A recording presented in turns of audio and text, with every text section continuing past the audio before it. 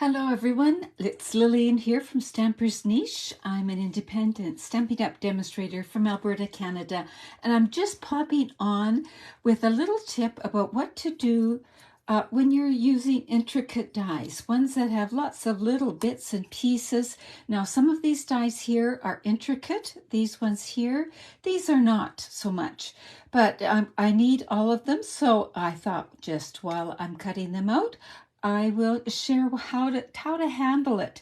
So you might say, why have I got part of this die off? Because I don't need this part. I'm only wanting this part here. So let's just make sure I'm not overlapping my dies anywhere and make sure I am on the video. I've got it all set up. It's more what happens after you do the die cutting that I'm zeroing in on right now. So if you happen to be catching this, make sure to say hi, or if you're watching the replay, say hi. Maybe even if you have some tips and tricks, share those too. So I'm just going to put the top plate on here, make my sandwich and run it through. And once it catches, you hang on to the top like that. And get the machine out of the way. And we'll take this apart here. Whoops, that one's stuck right there. So we've got this coming out, this, and this, and this, and okay, that one's stuck in there. So good, I've got a combination here, and that's exactly what I was looking for. So let me get the excess out of the way. I'll just leave my dies here for the minute. And what I find really, really helpful is to use my Take Your Pick tool.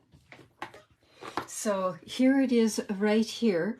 And I am going to use this end, but the putty end I am taking out, and I am going to insert another end that you can buy, and it is the brush, the die brush end. And you might say, where do you find that? You get this end along with two of these foam pieces right here on the tool page, page 94 and 95.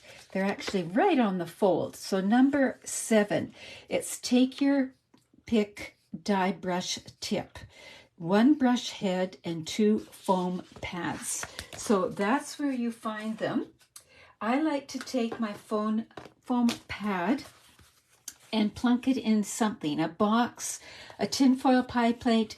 I have this plastic container that used to hold big thick stamps when we had wooden stamps. You can see my foam has been well used. So how do we use this? How do we go about what purpose is it? Well, you see, this one is stuck in here. So I'm going to rest it in here, and these little holes and these brushes, they work really well together. So I'm going to brush back and forth, and you're going to make lots of confetti so you can see why you want it in a container. There, we've got most of the confetti out. I am going to take this end off. I like to have both ends. In fact, I have an extra Take Your Pick tool strictly for this, and then I'm going to poke out the excess, and we have that die cut all ready to go. I'm going to bring in a container and tuck them in. Now I can check this side. There's nothing left there, so it's all nice and clean. Let's move this over here, move these dies over. This die here. So this die here, they actually came out pretty clean, but sometimes there's little bits and pieces left in here. I just, again, pop it down on here, give it a good brush, and it gets the majority. Might leave the odd one left, but it gets the majority out. So that's a good, quick and easy way of cleaning your dies. Now let me just take this off of the plate.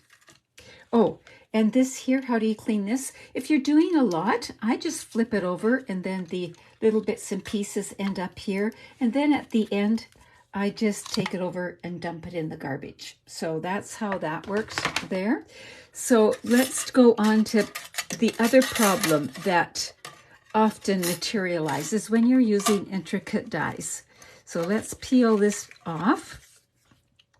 These two weren't intricate, so they are all good. I love how this cuts out the two. That's just making me happy. So we'll take these off, and if there were a few, we could still use the die brush, but there doesn't seem to be a whole lot left here. I love how with the new Stampin' Cut and Emboss machine, the dies, intricate dies, the stuff falls out so much more easily. If I wanted, I could put it on here and give it a little brush, and it would give it a few more would come out. But now we've got all of this confetti on here. What do we do with that? You can do a couple of things. One is I sometimes keep a pastry scraper and scrape it out. But the ideal thing, especially when you've got lots of those little bits and pieces, is to bring a lint roller and just roll it over a couple of times, and all those bits and pieces are gone, and I am ready for the next thing. It's just like magic. See, they're all stuck there. I absolutely love it. So those are a few tips and tricks, just really fast. When you're using intricate dies, your die cutting, your brush and your foam mat are your friends, as well as a lint roller. So hope that helps, and let me know if it does, or if you have some other ideas. And thank you so much for joining me. Bye-bye.